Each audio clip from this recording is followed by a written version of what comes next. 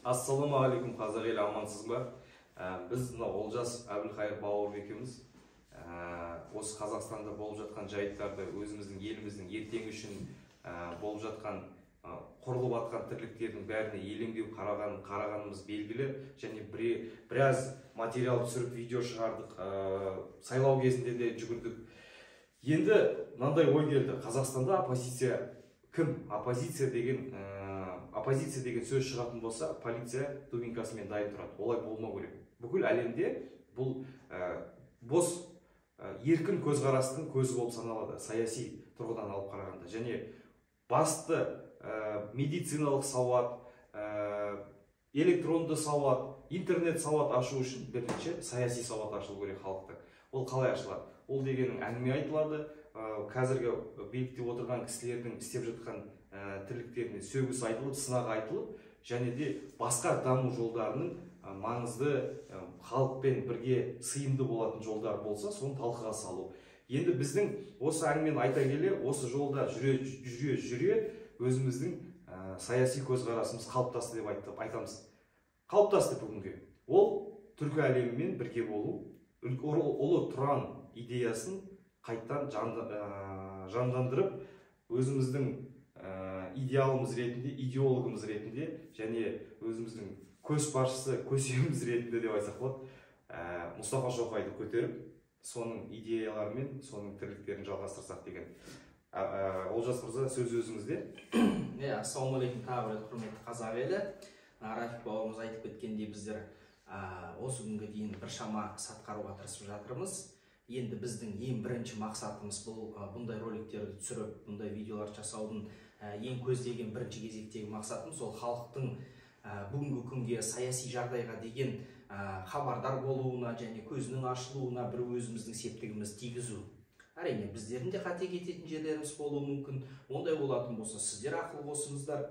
Және Рафик айтпақшы, оппозиция деген ұғымды сәлде болса дұрыс жөнге келтіргеніміз дұрыс деп есептедік. Себебі бүгінгі күнге оппозиция дейтін болса, неге екені оппозиция деген адамдардың барлығы білімсіз, болмаса оппозиция дегендер у-шу шығаратын, немесе дұрыс мәмлеге келе алмайтын адамдар деген бір ұғым қалыптасып кеткен.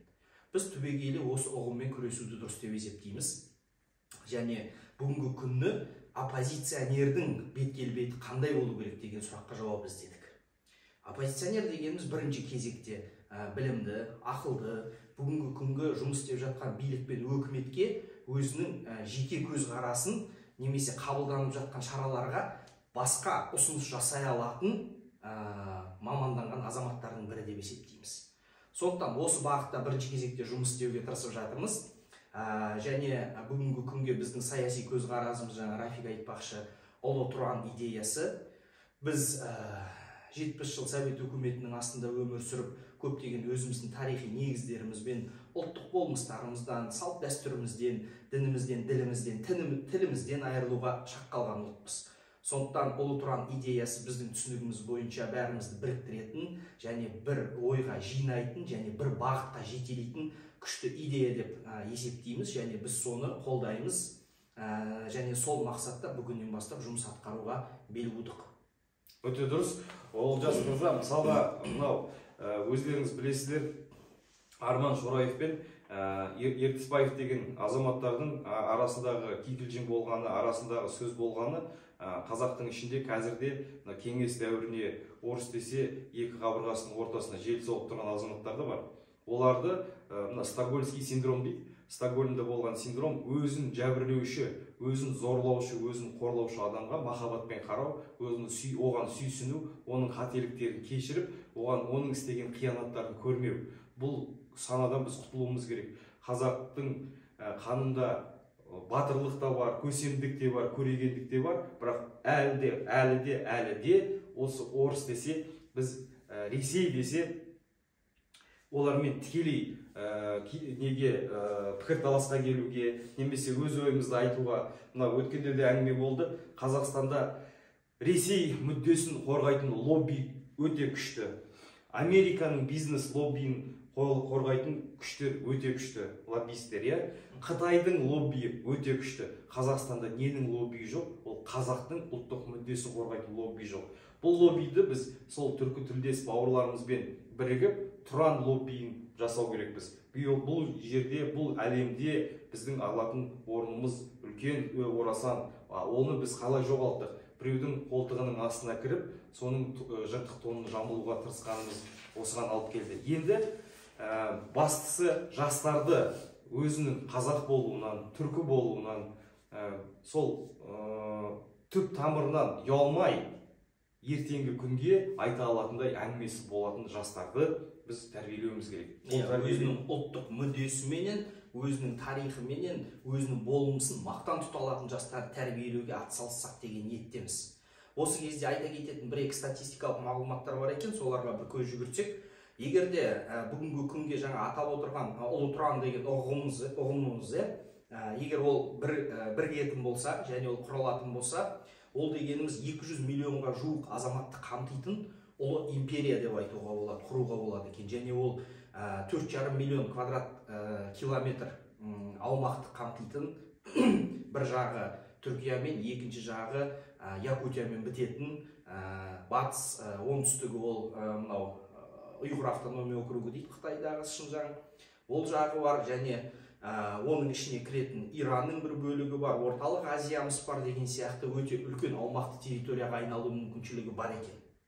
Егер бүгінгі күнге айтатын болсақ, бүгінгі күнге біз орталық Азиядағы мемлекеттермен Түркияны алатын болсақ, және Әзербайжанды есептейтін болсақ, оның өзі де бірталай өте үлкен ел болу, үлкен мықты дамыған ел болу әбден мүмкін.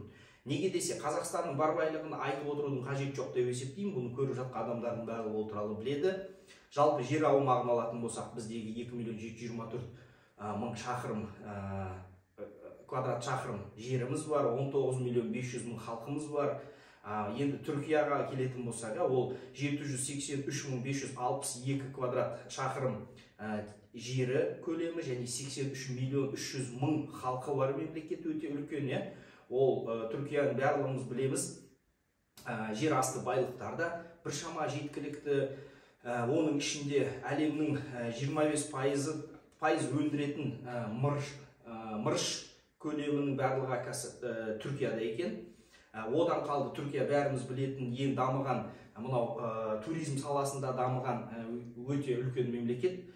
Және де осы соңғында Қарабақтағы Әзербайжан халқының ұлы отан соғысында Түркияның мынау әскери ұшқышсыз ұшу аппараттарының жетістіктерін бүкіл әлем мойындап, оны көргенімізге бәрімізге мәлім.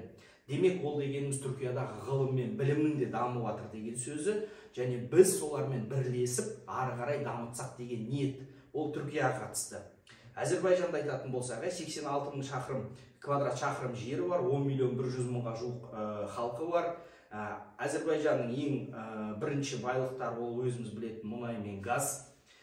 Каспий жағалауында, Каспийдің ортасында, жаңағы судың ішінде, және жердегі сияқты. Одан қалды қазба байлықтар да өте көп.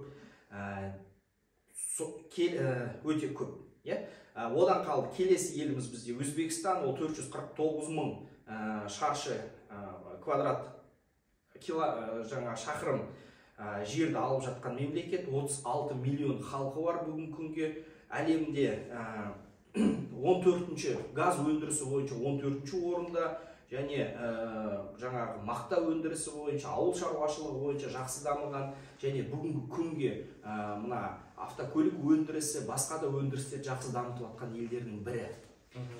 Одан кейінгі мысалға біздің көршіміз ол Қырғызстан, 199.900 квадрат километр жері бар, 7 миллион халқы бар. Ең негізгі байлықтары ол жаңағы алтын, мырыш, олова дейді, жаңағы вольфрам, әртүрлі жер қойнауындағы байлықтарға бай елдердің бірі.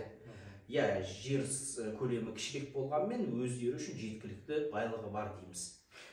Түркменстан және соңғы ел атай кету керек біздің жаңағы тізімдегі ол 448.000 шақырым жаңа жері бар.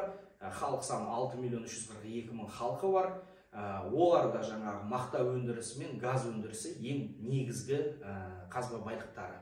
Демек, осының барлығын егер біз біріктіретін болсақ, жалпы айтқан кезде 500 триллион доллардан бүгінгі күнге асатын жер асты қойнауындағы байлықтары бар ұлы мемлекетке айналуға мүмкіндігіміз бар екен бүгінгі күнге. Мен өзім енді Өзбекстанда болдым, бүкіл Өзбекстанды 17 жылы кіріп шарлап шықтым. Сол кезде көргенім өндірістің дамығаны, өздерінің аяқ киімнен бастап тамағына дейін өздері тауып, өздері киімі болсын, көлік құралы болсын, бәрі өздерінде шығып жатқан, өз қолы өз аузына жеткен мемлекеттердің бірі. Әрине, сосын бір Жақут елінде болдым, Якутия, Саха республикасында болдым. Ол жерде де айтатындары бізді ешкім жат көрмейді. Қай жерге барсаң да қазақпын десең, бәрі бауыр көреді, бәрі туыс көреді, бәрі ағайын көреді, тартады. Енді әңгіменің ашығы қазір Қазақстанда түркі мемлекетінің бизнесі өте қатты көрсетілген. Ресторан жағында, кафе жағында, сосын барып жаңағында құрылыс жағында және бөлшек сату, материал сату, құрылыс материалдарын сатудан өте керемет көрсетілген Түркия. Бірақ бұлардың бәрі бір жүйеленіп, бір ұйымдаспаған. Содан кейін барып, қазіргі мына Ресейдің құлдырап бара жатқаны, біздің артынан сүйреп бара жатқаны, Ресейдің Украинаға ашқан соғысының арқасында экономикасы құлдырайтынына сөзсіз бәрі көз жетіп отыр. Енді бұлармен біз Евразиялық экономикалық одақтар болғандықтан біздің жағдайымыз қиын. Содан кейін қалай айтады, егерден біз Ресеймен қарым-қатынас бұзатын болса, 40% тамақ өнімін сояқтан аламыз, біз өте қиын жағдайға душар боламыз дейді. Бізге бар керегі осы түркітілдес мемлекеттермен шекараны ашу, баж салығын төмендетіп, осы жерге тамақ болсын, киім болсын, соны кіргізудің мүмкіншілігін берсек, біз өз-өзімізді асырайтын, өз өнімімізді сата алатын боламыз. Мысалға, біздің не жерде өндіріліп жатқан етіміз, сүтіміз, бидайымыз, күрішіміз бәрі ол мемлекеттерге таныс, сата аламыз. Бізге жаңағыдай жоғары европалық стандарттарға сәйкес қиналудың қажеті жоқ. Көтен зорлық жасаудың қажеті жоқ. Бұл ағайындар ол өздеріне таныс дүние. Бәрі бұл жақтың етін де аңсайды, басқа да. Сондықтан қазіргі басты мақсат бірінші саяси өзгерістер жасау керек. Саяси өзгерістер болғанда халықтың бір-біріне деген тартымы болу керек. Қарап отырсыз да, Украина мемлекетінің соғысында Польша мемлекеті өте үлкен көмектесіп жатыр. Қасында бауырлас, тілдері ұқсайды, жарты Украина католицизм дінін ұстаған, солармен бауырласып, мен өзім болған Львовда, Ужгород деген қалаларында, солар Польшамен қарым-қатынас керемет ұйымдасқанның арқасында ел басына күн туған кезде ағайындар бірінші көмекке келді. Соны біз қазір ескеріп, осы бауырластармен біріккеніміз дұрыс дейді. Осы жерде айта кететін жайт, өте жақсы сөз айттыр екен. Ел басына күн туған кезде кімнің дос, кімнің дұшпан екенін көрінетін сәттің бірі. Мысалы үшін қанша Беларусь халқы менен Украина халқын бір-біріне бір туған дегеніменен, мысалы бүгінгі күні Беларусь халқы кімнің жағында соғысып жатқан бәріміз білеміз. Ал 70 жыл бойы Польша мемлекеті жаңағы Еуропаға өтіп кеткен сатқын халық деген сияқты өте көп жазбалар да бар, кітаптар да бар. Поляк халқының жаңағы нашарлығы туралы жазылғанда мен көп оқығанмын. Десе де бүгінгі күнге енді дәл поляктардай көмектесіп жатқан Еуропаның елі жоқ. Олар тамағы болсын, жаңағы киімі болсын, қаруы болсын, барлығын сол поляктар беріп жатыр Украинаға. Өз аумақтары арқылы темір жол болсын, автокөлік жолдары. Одан қалды мына соғыс басталғалы бері қаншама босқын, миллиондаған босқын бірінші кезекте Польшаға кетті. Және Польша халқы солардың бәрін қабылдады. Сонда мінекей кім нағыз бауыр? Біздің елге күн туатын болса, кім көмектеседі? Кім көмектеседі?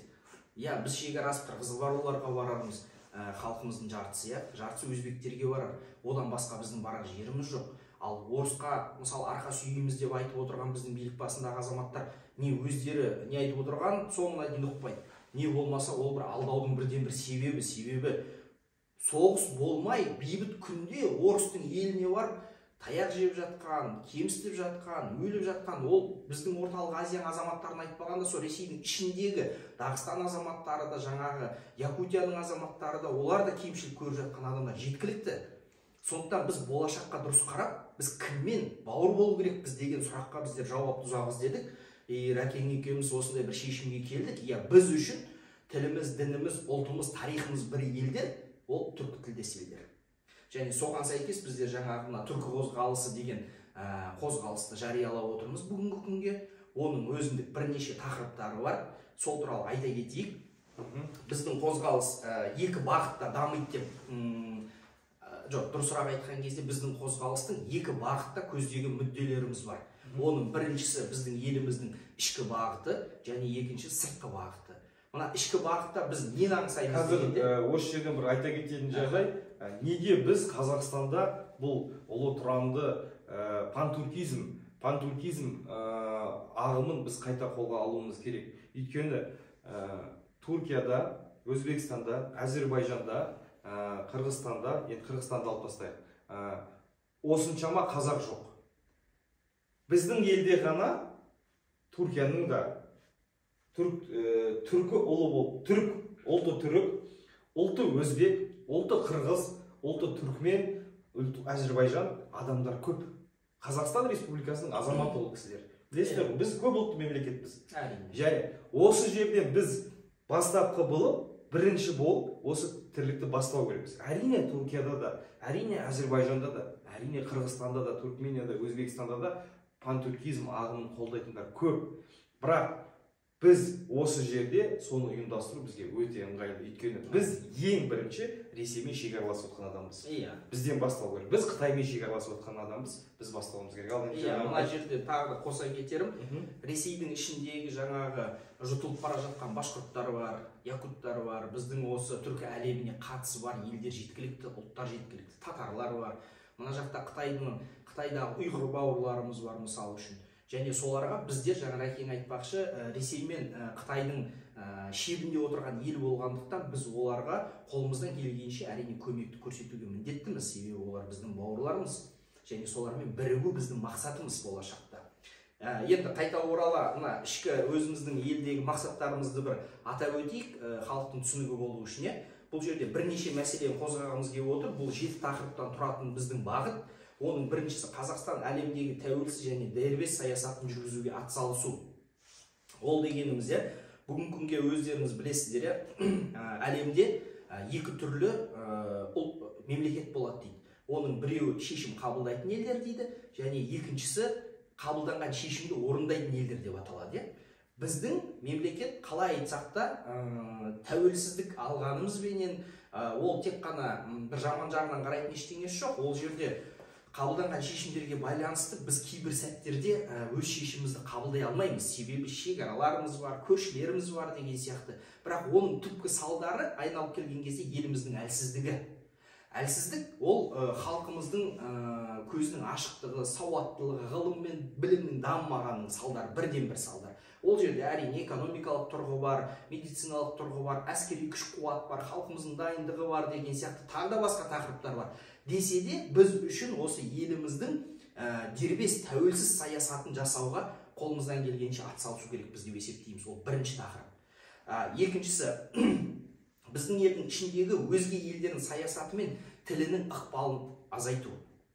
Бәріміз білеміз, қазір теледидарды қосып қалсақ 130 арнаның 120-сы өзге елдің тілінде сөйлейді. Бұл жерде ол жерге шындықты айта кетейік, мен бұл осы тақырыпты мен орыс тілінде бердім, ол жекең дипломатиялық түрде өзге тілде айтты. Түсініп кетіңіздер, ағылшын тіліне және де ғылыми тілдерге біздің қарсылығымыз жоқ қазақ елінде. Бұл жерде басты біздің мәселе болып отқан бұл орыс тілі. Иә, дұрыс айтады. Десе де бізде осындай тіл деген ұлттың қаны. Тілі болмаған жерде ұлт болуы мүмкін емес. Біздің тіліміз жоғалған күні біздің ұлтымыз жоғалады деген сөз. Ал мынау сырттан ағып келіп жатқан ақпараттың барлығы өзге тілде болатын болса, біздің тіл қай кезде дамиды. Сондықтан біз осы тақырыпты көтеруге дұрыс жөн деп санадық, және ол біздің негізгі бір мақсаттарымыздың бірі. Ол екінші бөлім. Үшінші тақырыбымыз бізде ол ғылым мен білімді алға қойған қазақ ұлтының мәдениеті мен тарихына негізделген заманауи және зайырлы қоғамды құру. Мына мен жақында бір жақсы тақырып оқыдым. Біздің елде тәуелсіздік алғалы бері 31 жыл болды ма? 32 жыл болды, жақындап қалдық. 32 жылда 15 білім министрі ауысқан екен. Бұл дегеніміз бір білім министрі 2 жылда бір білім министрі ауысып отырады деген сөз. Әрбір келген білім министрі ол жаңа кітап енгізеді, жаңа бағдарлама енгізеді, жаңадан бір бағыт береді. Иә, оның бәрін жаман деп айтуға болмайды, десе де білім деген ол күнделікті тамшылап жаңағы жиналатын бір қасиетті ұғым. Оны әрбір 2 жыл сайын оның басшысын ауыстыратын болсақ, біз қандай білімге барамыз ақыр түбінде? Не андай емеспіз, не мындай емеспіз, таңдаған бағытымыздың да түсініксіз. Біз қайда келеміз деген сұрақ бар. Бүгінгі күнге бізде ғылыммен айналысып жатқан қанша орталықтар бар, қанша ғылыми сауаттылы адамдар бар, қанша біздер жаңағы мемлекет аралық ғылыми жұмыстардың бір жетістігін көріп жатқан мен бүгінгі күнге хабар естімедім біздің елде. Сондықтан ғылым мен білім, бірақ заманауи және біздің болмысымызға негізделген бір қоғам құру біздің мақсатымыз деп есептейміз. Ол 3-ші тақырыбымыз қозғайтын. 4-шісі ол қазақ ұлтының болмысына оралу. Бүгінгі мынау ақпараттық ағымдық заманда бізде әртүрлі жақтан жастарымыз болсын, ол орта буындағы азаматтарымыз, ақсақал жасқа жеткен кісілердің барлығы бір ақпараттық мынандай атака шабуылға беріледі. Себебі күніге көретіні біреу орысты тыңдайды, біреу қытайды тыңдайды, жастарымыз кәрісті тыңдайды, біреулеріміз Американы аңсаймыз, біреулеріміз Қытайды армандаймыз, жарты халқымыз жаңағы арабтарды қолдайды. Ал бізде мысалға өзімізде қазақтың ұлттық нышандарын, қазақтық бір ұлттық негіздеріне бір армандайтын немесе соны бір бүйтіп дағуат етіп түсіндіретін және соған қатысты бір идеологияның жоқтығы.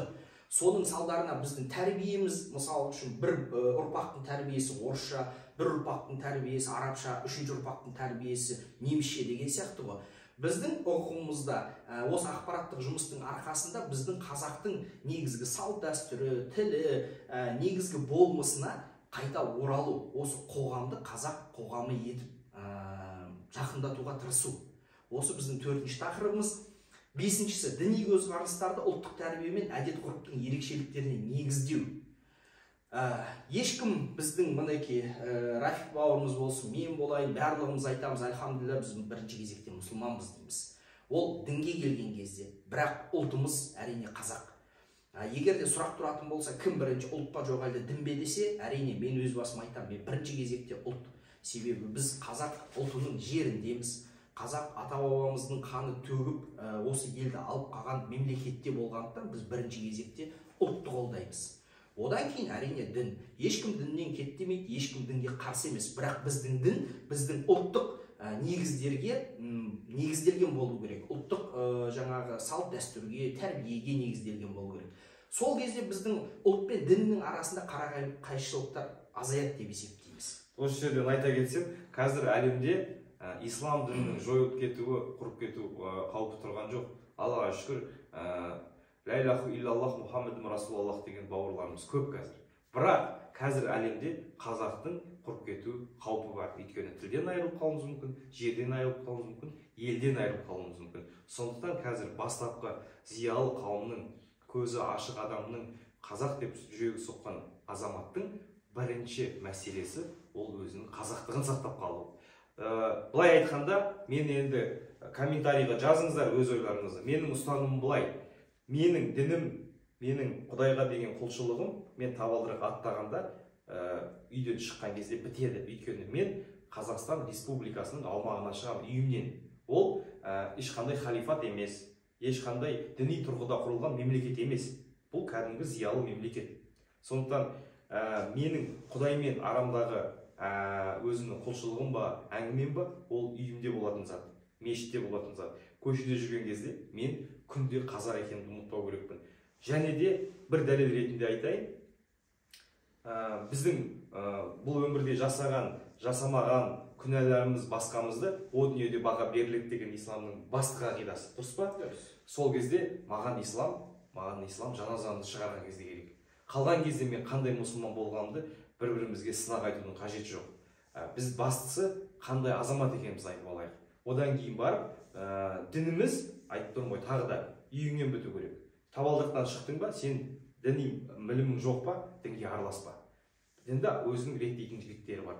Біз бірақ бәріміз ата-абамыздың тізесін құшақтап өскен қазақ баласы, жусанды тартып көкпарлатқан қазақ баласы, иә, солардың бәрі қазақ екенін бірінші түсініп алса, одан кейін барып басқа әңгімеге келеміз.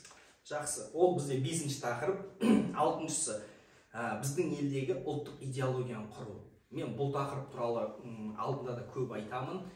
Мінекей біз Рафикпен және басқа да азаматтармен кездескен кезде осы тақырыптарды көп қозғаймыз, және барлығымыздың бір ойымыз бір жерден шығады. Біздің елде бүгінгі күнге ұлттық идеология жоқ.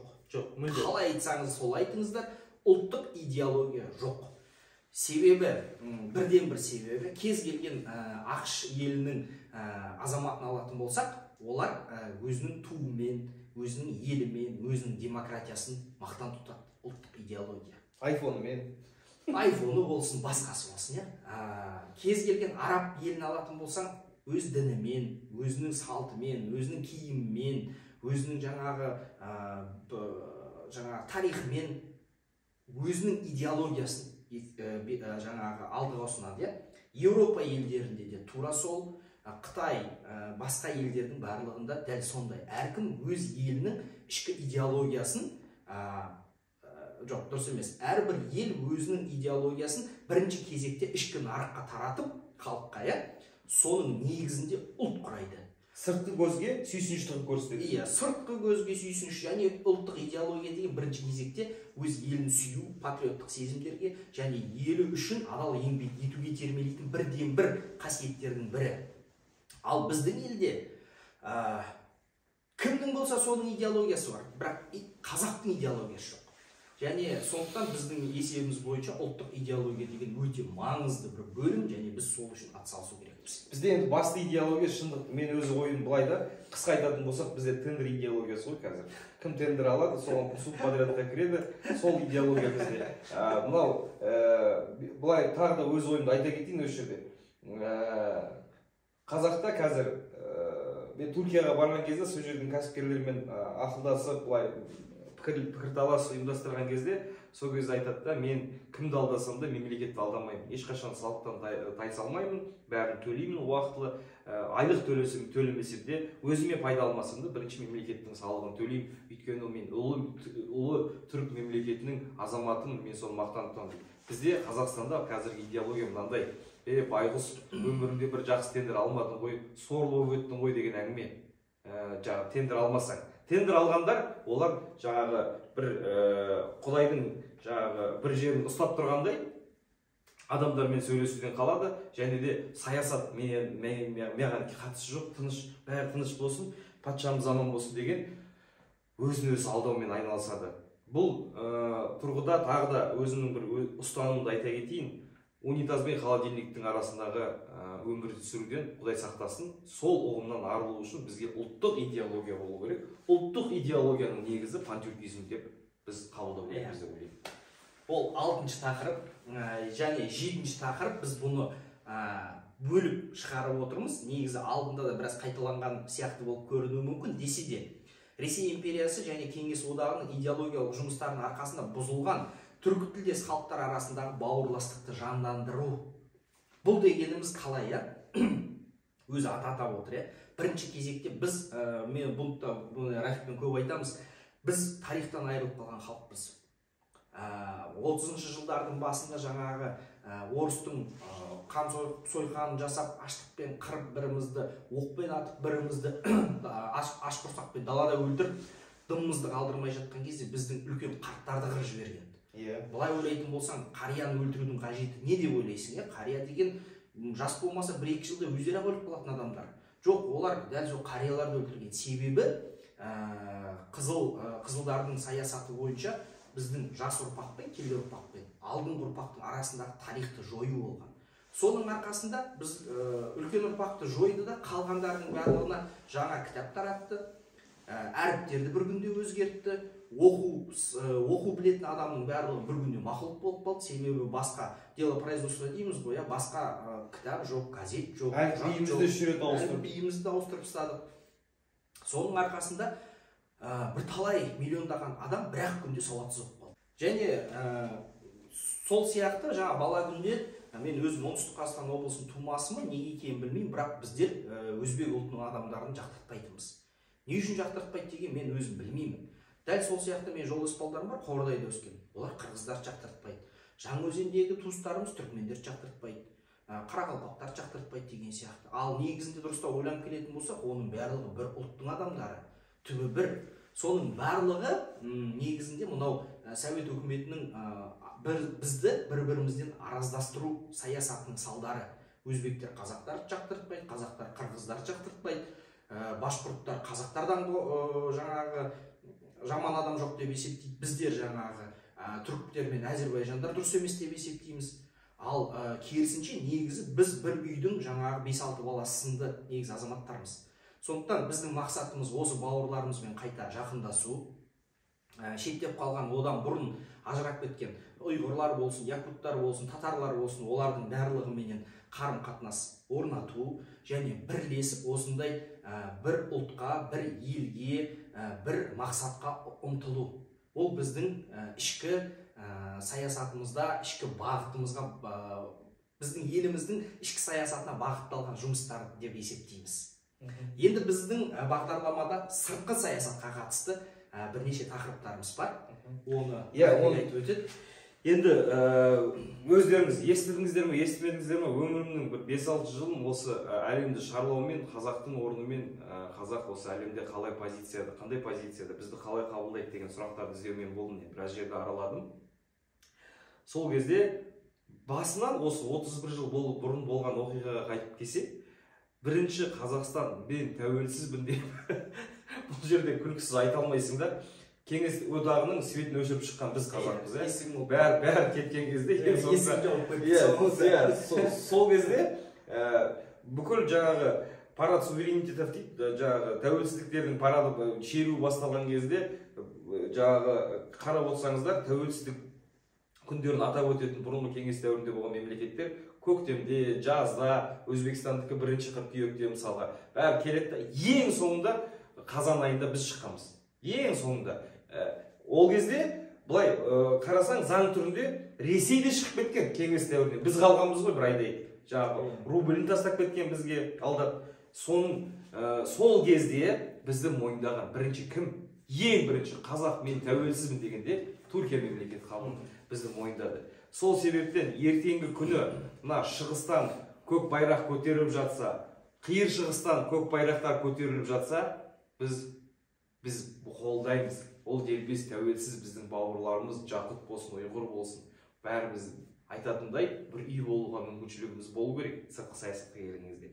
Ал енді өзіміздің жаңағы бауыржан атамыз айтпақшы, тәртіпсіз ел болмайды, тәртіпке бағынған құл болмайды дейді. Біздің құрып жатқан өзіміздің қозғалысымыз пантүркизм идеясын, Мұстафа Шоқайдың идеясын қолдайтын Тұран достастығының, Тұран мемлекеттер ұйымының идеясын қолдайтын азаматтардың сыртқы саясатқа деген көзқарасын қағазға жазғанбыз. Түркітілдес елдермен мәдени, саяси, тарихи, әскери және экономикалық ынтымақтастықты мейлінше ұлғайту. Бұл дегенің ортақ экономикалық көрсеткіштер болуы мүмкін. Қазір қарап отырсаңыздар, біздің теңге Ресей рубліне байланып қалған. Қырғызстанда мысалға білесіздер, қасымызда тұрған біздің Алматы облысының экономикасына жетер-жетпес экономикасы бар мемлекет Қырғызстан деген бауырлас мемлекеттің Ресей рублі шайқалып жатса да олардың мұрты қисаймайды. Бірақ теңге байқұс шайқалғанның көкесін көрсетсе, шыргөбелек айланады. Сондықтан біз одан ары болуымыз керекпіз. Түрік лирасымен, Әзербайжан манатымен, Қырғыз сомымен, Өзбек сумымен біз жаңағыдай шоғырлансақ, сол кезде теңгеміздің де күш қуаты болады. Және мәдени дегенде бізде мәдениет өздеріңіз білесіздер, көшпенділер жарыстары Қырғызстанда бастады бауырларымыз, қандай керемет. Бізге ештеңенің үйренудің қажеті жоқ. Көкпар тартудың, садақ атудың бәрі біздің қанымызда бар. Бүркітшілер де қайтадан шығып келе жатыр. Соны қолдау керекпіз. Ешқандай мәдениетте бір-бірімізге қарама-қайшы, бір-бірімізбен келін алып, қыз беріп, қыз алысатын болсақ та, ешқандай қарама-қайшылық жоқ. Дінімізге де, өзіміздің әдет-ғұрпымызға да бауырлас мемлекеттер, бауырлас ұлттар. Және тарихымыз ортақ біздің. Сіздерге айта кетейін, бұл әлемде екі қабырға салынған. Мына бәрі білетін Қытай қабырғасы, ол Қытай қабырғасы, ол бізді көшпенділерден қорғанып салғаны. Екінші сондай қабырға Иранның солтүстігінде бар. Бізден қорғанып салынған. Біздің нағыз түркілердің шекаралары сол екі қабырғамен белгіленген. мына жағында жаңа ешқандай болмаған Атлант мұхитына барып бетін жуып кеткен ғой ағаларымыз бар. Енді қоса кету керек бұл жерде, құрметті тыңдармандар, біздің жаңа бүгінгі күнге тәуелсіз басқа елдерге, оның ішінде сол Қытай болсын, Иран болсын, орыс болсын, ешкімге ешқандай мынандай жерге қатысты претензиямыз жоқ. Талаптарымыз жоқ. Біз бүгінгі күнге барымызға ризамыз. Осыны аман есен алып қалсақ та жеткілікті. Әрине. Мен ешқандай жаңа біреудің жерін тартып алайық деп жатқан жоқпын. Тарихи тұрғыдан айтқанда біздің осындай үлкен неміз бар. Ал әскери құрылымға келетін болсақ, өткенде де біз өткен бағдарламада да айттық, біз әскері өз жерінде өз баласы қорғай білу керек. Әр қазақтың баласы өз жерін, өз үйін, өз әулетін, өз ауданын, өз жаңа өлкесін қорғайтын мүмкіншілік болу керек. Ол үшін бізде түркі тілдес бауырлармен мысалға кімнің үстіне, кімнің басына күн туып жатса да бізде атқа мініп баратындай мүмкіншілік болу керек, оларда келіп мүмкіншілік болу керек. Сосын барып өздеріңіз көріп отқандай, мына кеңестік, ресейлік қарудың түкке жарамайтындығы қазір көрініп отыр. Сондықтан жаңа қару үлгілерін біз осы бауырларымызбен бірге жасап, соны қолдана білуіміз керек. Енді ынтымақтастық бұл жерде әркім бір-бірімен адам сөйлескісі келмесе, адам бір-біріне тартылмаса, ешқандай достықтың да, ешқандай туысқандықтың да жолы жүрмейді. Сондықтан жаңа айтады ғой, қазақтың мақалы бар. Абысын тату болса ас көп деген, ағайын тату болса ат көп деген. Сол үшін біз олармен тату болсақ, әскери жағынан да бізде керемет мүмкіншіліктер болады. Түркі тілдес халықтардың бір-біріне деген жан-жақты көмегін мейлінше ұлғайту. Енді осы жерде үлкен мәселе, бұл бір-бірімізге көмегімізді қалай ұлғайтамыз? Мына Турцияда жер сілкінісі болған кезде барды, киіз үйлерді алып барды, қандай керемет, сейсмикалық жағынан да өте тұрақты конструкция, киіз үй деген, қоя салдың ішінде тұра бересің. Соны жібердік, Аллаға шүкір, соны көмектескен бауырларымызға рахмет, бірақ мұны одан да бетер ұлғайту керекпіз. Қазір Қырым татарлары, біздің бауырларымыз кезінде сол Мәскеуден салық жинап отқан бауырларымыз әбден өтте 45-ші жылдар, 44-ші жылдар депортацияға ұшыранды. Одан кейін барып қазір тағы да 14-ші жыл тағы да бір қырылды. Енді біз бұлардың жаңағы көмектесіп еңсесін көтеруге атсалысу керекпіз. Ал бүйтіп әрқайсымыз әр жаққа қарап отырсақ, бұл Қырым татар бауырларымызға біз ешқандай көмек көрсете алмаймыз. Соны мейлінше бауырлас болуымыз керек. Ақпаратты ағарту жұмыстарын жасау және оның ішінде түркі әлеміне деген тарихи көзқарастарды өзгерту. Барлықтарыңыз білесіздер, Сұлтан Сулейман Хюррем Сұлтан жайында екеуінде шыққан сериалдың арқасында түркі әлемінің Османлы мемлекетінің әдемілігін көрсете білді. Бір сериалмен жуып шайды. Ал біздің жаңа көшпенділерді көрсең, енді Құдай өзі кешірсін, жігіттер еңбектеріңнен зор болды, бірақ барахолкың балалар мен ненің балалар төбелесіп жүрген сияқты да, бір ешқандай мағынасы жоқ. Қазақтың қарасаң киімдерінің бәрі айналайын алып басында алтын бір-біріне сыйлаған, тұяқ алтындар қайда, соны төлеген.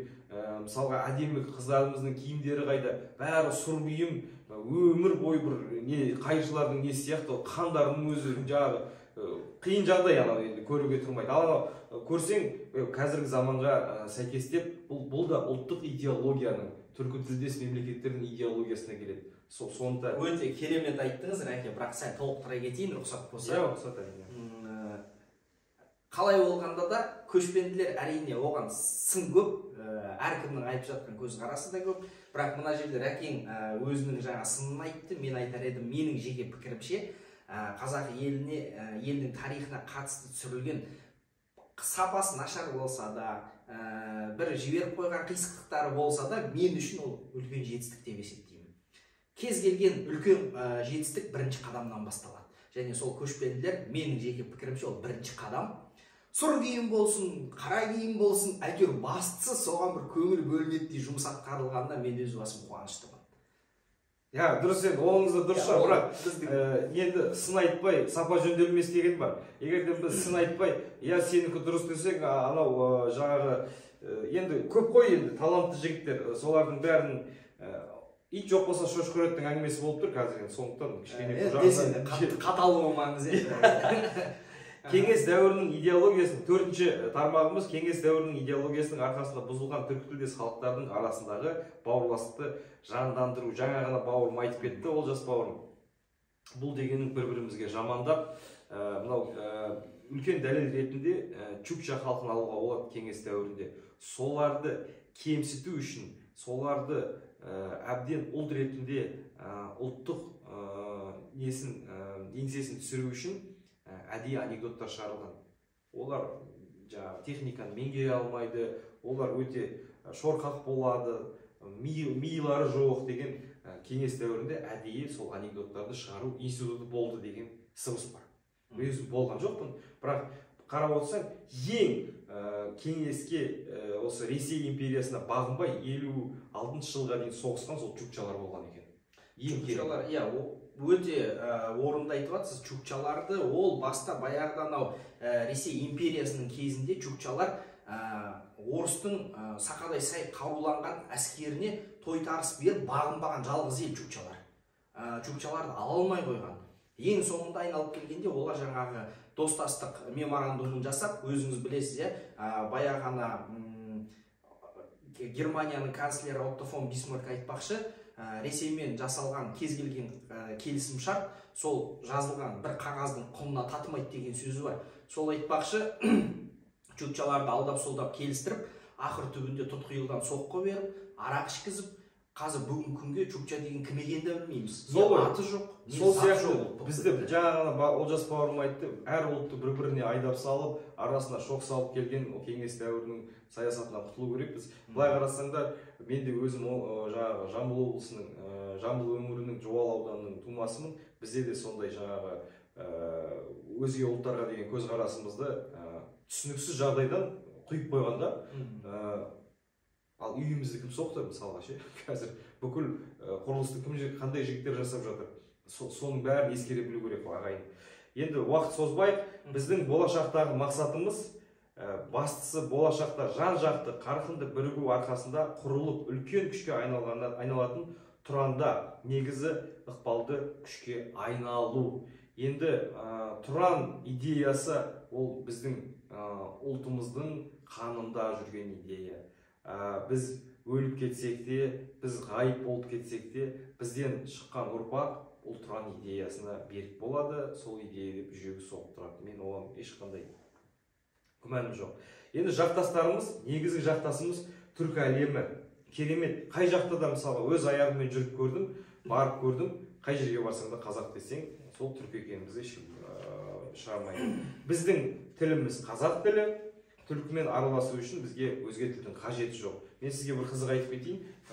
Руслан деген өзімнің сыныптас жолдас балам, ауылда оқыған. Сол айтады, Астанаға барсам, ешқандай жаңағы тілмәш немесе журналистика оқымаған.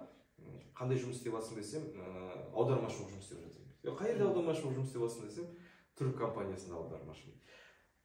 Майы бұзылмаған, қаймағы бұзылмаған қазақтың ауылынан шыққан Руслан Астанаға барады, түрік компаниясында қазақша мен түркшенің ортасында аудармашы болып жұмыс істеп кетеді. Ал не дейсіздер енді? Сонда бір ұлт болмағанда несі қалды, бір тіл болмағанда несі қалды? Енді бұл жерде ұзын сөздің қысқасы, біздің ұранымыз бар. Біздің осы қозғалысымыздың ұраны түркі тіл, Тұран мақсат, бір болашақ. Бұл ұран барлық жаңа аталған елдерге қатысты деп есептейміз. Ел демей-ақ қояйық, жаңа түркі тілдес бауырларға қатысты. Және осы ұранға бір өз жақындығын сезінген, осы ұран мағанда қатыстау деген кез келген азаматтарға айтарымыз, мінекей біздің бағдарламамыз, біздерге қосылыңыздар, біздің қозғалысымыз осы, ақылдасайық, пікір таласайық. Бәлкім біздің арамызда бізден де көбірек білетін, мысалға біреуіміз бір саланы жақсы білеміз, екіншіміз екінші саланы жақсы білеміз деген сияқты сондай әртүрлі күштер бірігіп, осы идеяны ары қарай қозғалтамыз деген азаматтарға біздің есігіміз ашық. Келіңіздер, бірлесіңіздер, ұлт болайық, күшті болайық, ұлы Тұран жасай берсін, соған аманшылықпен қол жеткізейік. Ұлы Тұран жасасын.